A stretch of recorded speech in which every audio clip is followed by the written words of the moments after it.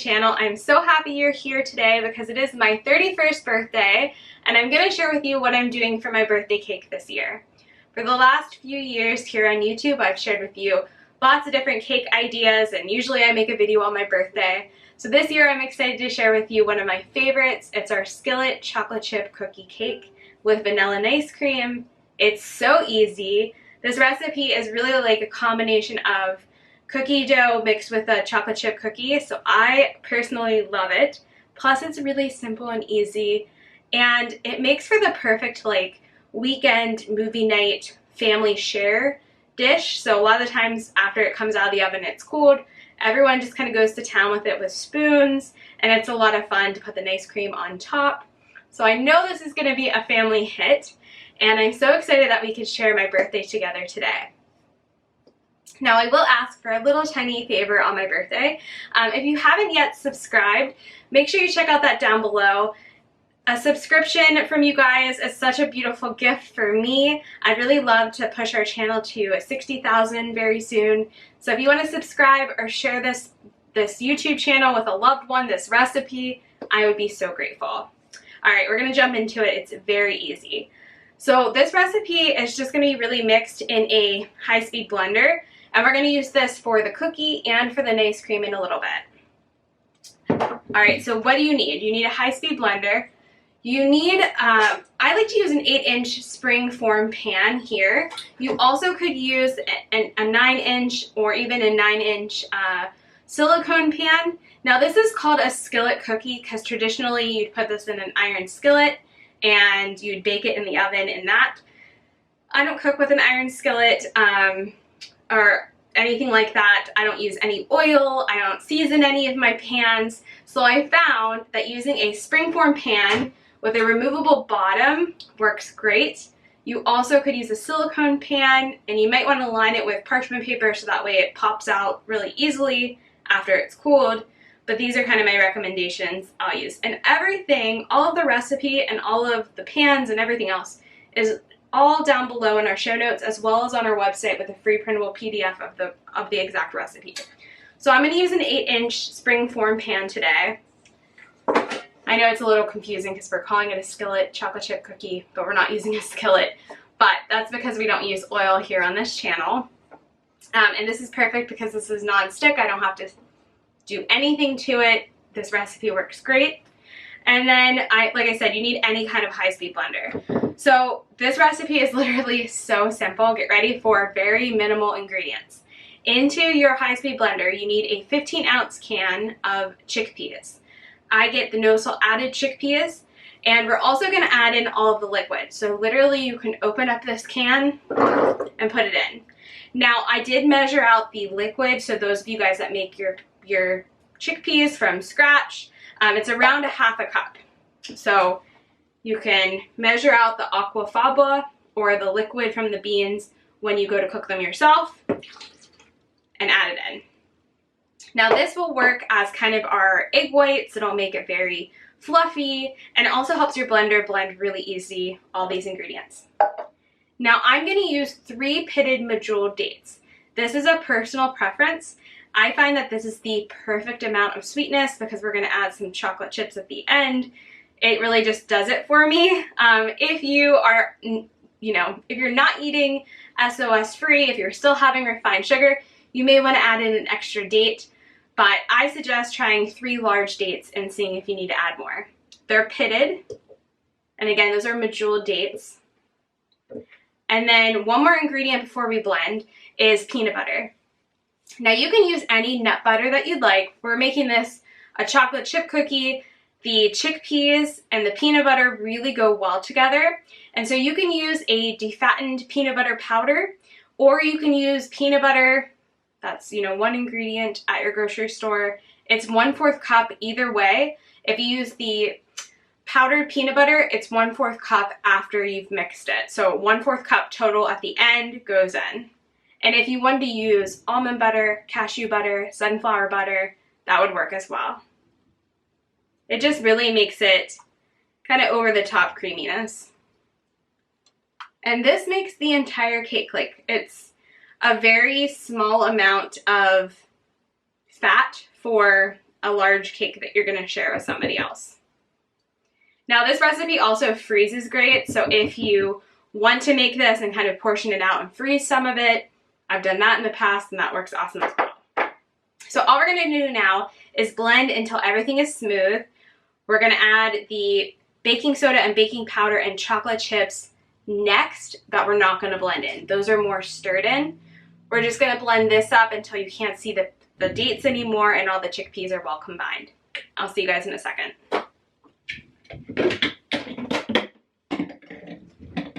Once everything is well combined, you shouldn't see any chickpeas, you shouldn't see any pieces of dates. It should be all really well incorporated. What I like to do is add the baking soda and baking powder in and mix it in. So really simple, same amount. And then I'm just gonna mix it in. I'm not gonna blend it. I'm just gonna kind of stir it in with my spatula.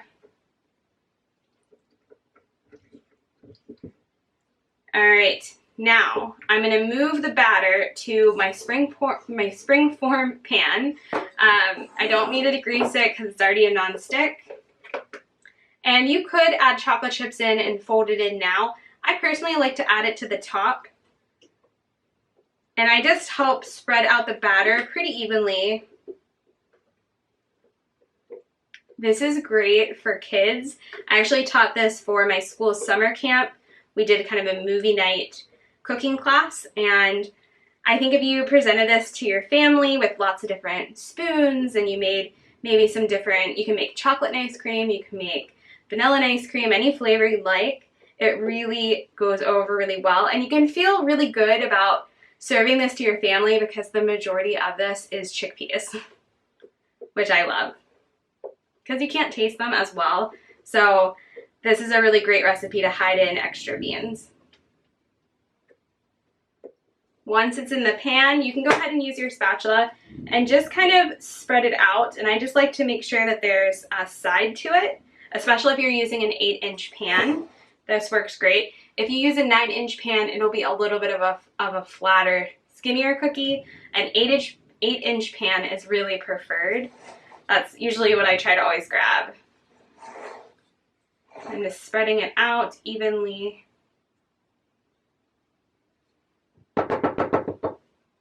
It looks and smells awesome. And then I like to just put a little bit of chocolate chips on top. Really, the amount of chocolate chips you want to add to this recipe is personal preference. I like 2 brands.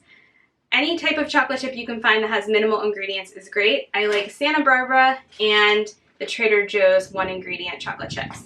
And I'm just going to sprinkle them on top. I hope you guys can still see me well and hear me. It just started to come down, raining super hard here in Pittsburgh. So again, you just want to sprinkle on some chocolate chips on top. You can of course fold them in and it would melt when they bake, but I just like to take kind of a handful is what I would say, maybe 1/4 of a cup. And I just like to sprinkle them all over top so you get a little bit of chocolate chips when you go to take a bite of your cookie cake. And again, this recipe is kind of like a cookie dough mixed with a chocolate chip cookie, and I love it. That's like perfect for me, which is why I'm so excited that we're having it tonight for my birthday. Alright, that looks good. Yeah, around a handful should do it. And this guy is going to go into the oven. I'm going to cook it at 350 degrees for 30 minutes. The key with getting this out of your springform pan without it kind of falling apart, I'll show you some tips, but it's to let it cool completely before we remove. And I'm also going to take a butter knife once it comes out and just kind of help along the edges to make sure nothing sticks. Those are kind of things that I've always done and have been successful when removing it. But it already looks good before we're going to pop it in. I hope you guys will give this a try. I will see you guys in 30 minutes once this comes out. But again, check out the show notes, and on our website there's a free printable PDF of this recipe, and we're going to make Nicecream in a little bit. So I'll see you guys once this is out of the oven and cools. We're going to make some Nicecream, and then I'm going to show you how to assemble this, and we're almost done. So in my blender, I have a little bit of plant milk. There is 1/2 a cup of plant milk in here. It's unflavored and unsweetened. I also have 4 large frozen bananas that I just cut up into 3 pieces each, and that way it just makes our blender blend a little bit easier. Last ingredient up is a little bit of vanilla powder. Now you can use extract if you want, but I used 1/4 of a teaspoon of vanilla powder. Use what you have at home. That's it. It's only 3 ingredients, super easy, and this is all written out down below for you. We're just going to blend until it's nice and smooth and creamy. If this is too liquidy, you could always add an extra frozen banana, or you can always play around with it. Sometimes we put it in the freezer. If it ends up being a really hot day, you can put it in a container, stick it in the freezer for half an hour, and then it's perfect, ready to go. But this really, it does it every time. So I'm really excited for you to try this and our cake. I'm going to blend until it's nice and smooth and show you the finished product. It blends up beautifully, nice and thick. This would serve around 8 people, unless you want seconds, then probably closer to 4. And what I like to do now is I'm going to grab a butter knife and just help my cookie out of the pan. We're going to top it with vanilla Nicecream, and we're ready to celebrate and eat our birthday cake. Now, to get this out of the springform pan, again, I just like to gently go along the edges, and really it's just the chocolate that sometimes can stick. And I just like to help everything so that when I go to open our pan, it doesn't take a chunk of the cookie with it.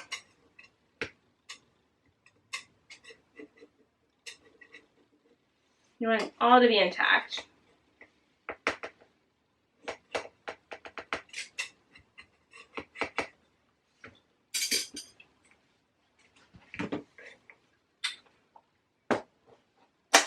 And the other key is to let this cool completely before you attempt this part. So now that I've removed it, you guys can see it stayed beautifully intact. I'll post a picture of it on the screen now. I'm going to top it with some Nicecream. We're going to take a taste test, and that's it. I hope you guys will give this recipe a try.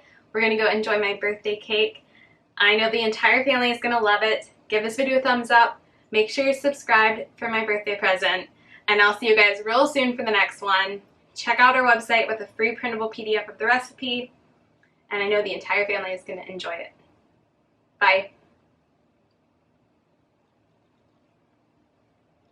10 out of 10. So good.